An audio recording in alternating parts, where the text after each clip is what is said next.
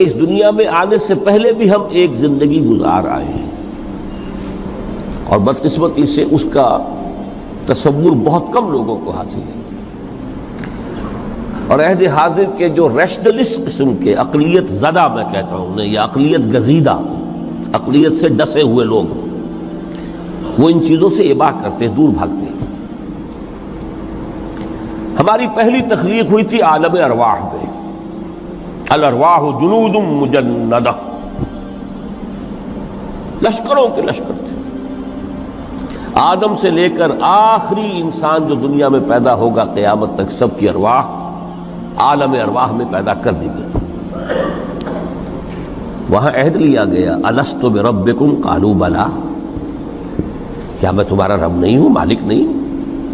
ہم سب نے عہد کیا تھا، کیوں نہیں؟ شہید نا، ہم گواہ۔ یہ عہد الست، اور ظاہر بات ہے کہ عہد جو ہوتا ہے جب تک انسان کو اپنی ذات کا شعور نہ ہو، خود شعوری نہ ہو۔ آپ دنیا میں معاہدہ کرتے ہیں تو کہتے ہیں کہ بقائمی ہوش و حواس میں یہ عہد کر رہا ہوں، معاہدہ کر رہا ہوں، تو ظاہر بات ہے کہ اس وقت ہم تھے اور ہوش و حواس کے ساتھ تھے، خود شعوری کے ساتھ تھے، لیکن صرف ارواح تھی، جسد نہیں تھے۔ اور یہی ہے وہ مقام جس کے بارے میں حضور نے سے جب پوچھا گیا کہ متى وجبت لک النبوۃ یا رسول اللہ کے رسول، آپ کو نبوت کب ملی؟ تو آپ نے فرمایا والآدم بین الماء والطین، ابھی آدم کا حیولہ جو ہے ابھی گارا گوندھ ہی رہا تھا، پانی اور گارے کے درمیان ہی تھے آدم، کہ میں اس وقت بھی نبی تھا۔ عالم خلق کا ابھی آغاز نہیں ہوا، ابھی عالم ارواح میں بھی جو تمام ارواح ہیں وہ اپنی امتیازی شان کے ساتھ ہیں۔ روح محمدی صلی اللہ علیہ وسلم، جس سے اگر نور محمدی کہیں تو غلط نہیں ہے، اس لیے کہ ارواح کا جو مادہ تخلیق ہے وہ نور ہے، جیسے فرشتوں کا مادہ تخلیق نور ہے۔ مسلم شریف میں حضرت عائشہ صدیقہ رضی اللہ تعالی عنہ سے روایت موجود ہے، اللہ نے فرشتوں کو نور سے پیدا کیا۔ روح، فرشتے روح ہیں، ارواح ہیں، روح القدس، روح الامین، اور ارواح انسانیہ بھی روح ہے، یہ سب ان کا مادہ تخلیق نور ہے۔ اس وقت ہم پیدا کیے گئے، صرف ارواح کی شکل میں ہم سے عہد لیا گیا اور پھر سلا دیا گیا۔ یہ پہلی موت تھی جو ہم پر وارد ہوئی ہے اس دنیا میں آنے سے پہلے،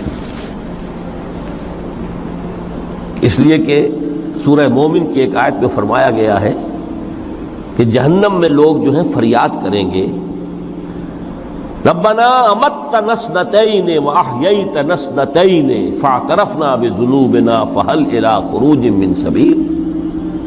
اے اللہ، تو نے ہمیں 2 مرتبہ مارا، 2 مرتبہ زندہ کیا، تو اب ایک مرتبہ اور صحیح، کہ یہاں سے نکلنے کا بھی کوئی راستہ ہے کہ نہیں؟ اتنے مراحل سے تو ہمیں لے کر آیا ہے، ایک مرحلہ اور سی۔ تو یہ 2 موتیں کون سی ہیں؟ پہلی موت وہ تھی جب ارواح کو موت کی نیند سلا دیا گیا۔ پھر عالم خلق، جسے آج سائنٹسٹ کہتے ہیں، جس کا نقطۂ آغاز ہے بگ بینگ، عالم ارواح اس سے پہلے کی شے ہے، اس تک سائنس نہیں پہنچ سکتی، وہ سائنس سے ماوراء ہے۔ لیکن جہاں سے سائنس شروع ہوتی ہے وہ عالم خلق کا آغاز ہے، بگ بینگ سے۔ وہ پھر مختلف مراحل، تنزل کے مراحل بھی آئے، ارتقاء کا مرحلہ بھی آیا، تفصیل میں جانے کا موقع نہیں ہے۔ بہت سے تنزلات کے مراحل اور بہت سے ارتقاء کے مراحل طے کر کے آدم تیار ہوا ہے۔ حضرت بیدل نے رحمت اللہ علیہ بہت خوبصورت شعر کہا ہے، ہر 2 عالم خاک شد تا بست نقش آدمی، اے بہار نیستی از قدر خود ہوشیار باش۔ یہ پوری جو بھی کائنات کا جو سلسلہ شروع ہوا، بگ بینگ، اور بہت بڑے بڑے جو ناری کرے تھے جن کی کہ حرارت کا جب تذکرہ کرتے ہیں سائنسداں تو ٹریلینز اینڈ ٹریلینز آف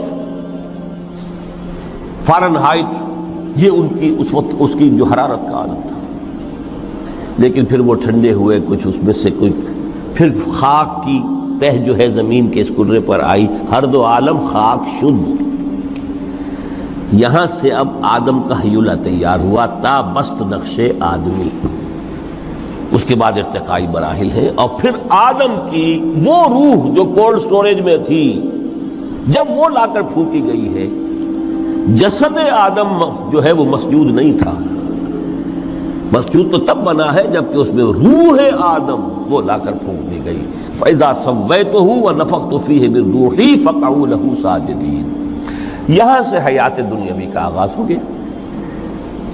پھر وہ سلسلہ تناسل ہے، آدم اور حوا کی نسل میں سے ہر بچہ 4 ماہ کے بعد جب اس کا ایک حیولہ رحم مادر میں تیار ہو جاتا ہے، حدیث ہے متفق علیہ عبداللہ ابن مسعود سے رضی اللہ تعالی عنہ، اور جس کے اندر آغاز میں وہ کہتے ہیں کہ حضور نے ہمیں یہ بتایا وَهُوَ الصادق المصدوق، دیکھنا تم کہیں شک میں نہ پڑ جانا، محمد کون ہے؟ الصادق المصدوق، جو سچے ہیں، جن کی سچائی کی اللہ گواہی دیتا ہے، کہ رحم مادر میں 40 دن تم نطفے کی شکل میں ہوتے ہو، پھر 40 دن علقہ کی شکل میں ہوتے ہو، پھر 40 دن تو مضغہ کی شکل میں ہوتے ہو، پھر اللہ تعالیٰ فرشتے کو بھیجتا ہے جو اس میں روح پھونکتا ہے۔ وہی عمل جو آدم کے جسد حیولہ کے ساتھ ہوا تھا، ہر ابن آدم اور بنت آدم کے لیے وہی عمل ہے کہ جو رحم مادر میں 4 مہینے کے بعد دہرایا جاتا ہے۔ یہاں سے حیات دنیاوی شروع ہوئی، پھر موت، یہ دوسری موت ہے۔ اب پہلی موت تو وہ تھی، لیکن دوسری موت یہاں سیپریشن ہو جائے گی۔ جو زمین سے آیا تھا تخلیقی مادہ، وہ جسم میں کہ زمین میں گیا، گل سڑ کر ختم ہوا۔ جو وہاں سے روح آئی تھی وہ اس زمینی وجود کا جو لب لباب ہے، جان، نفس، اس کو لے کر اپنے ساتھ، اور وہ جائے گی عالم بالا کو۔ پھر یہ ایک وقفہ ہے، پھر بعث بعد الموت ہے۔ تو احیاء بھی 2 ہو گئے، ایک مرتبہ پہلی موت کے بعد زندہ کیا اس عالم میں، آنکھ کھلی اس عالم میں ہماری، یہ پہلا احیاء تھا۔ کیف تکفرون باللہ وکنتم امواتا فاحیاکم ثم یمیتکم ثم یحییکم ثم الیہ ترجعون۔ دوسرا احیاء وہ ہوگا قیامت کے دن، بعث بعد الموت، اور پھر اس کے بعد وہ زندگی ابدی زندگی ہے، ہمیشہ کی۔ یہ تصور سامنے رکھیے۔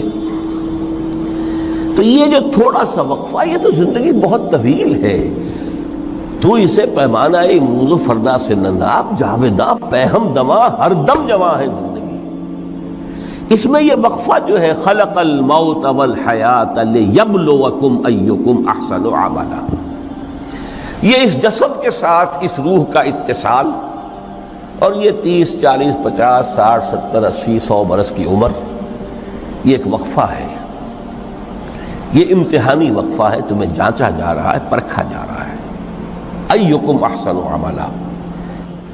اب اگر تو 2 چیزیں انسان پر واضح رہیں، اور نہ صرف واضح رہیں، مستحضر رہیں۔ واضح تو ہو جاتی ہے ایک چیز، پھر آدمی بھول جاتا ہے، تو کوئی فائدہ نہیں دیتا اس کے۔ مستحضر ایک یہ کہ اصل زندگی آخرت کی زندگی ہے، طویل ہے۔ بل تؤثرون الحیات الدنیا والآخرۃ خیر وابقیٰ، کلا بل تحبون العاجلہ وتذرون الآخرہ۔ تم اس عاجلہ کو پسند کرتے ہو، اس دنیا کی زندگی کو تم ترجیح دیتے ہو، جبکہ آخرت ہے جو باقی رہنے والی ہے، ابدی۔ اگر تو یہ معلوم ہو، جیسا کہ سورہ عنکبوت کی آیت کے حوالے سے میں نے آپ کو آیت سنائی کہ وما هذه الحیات الدنیا الا لہو ولعب وان الدار الاخرۃ لہی الحیوان لو کانوا یعلمون۔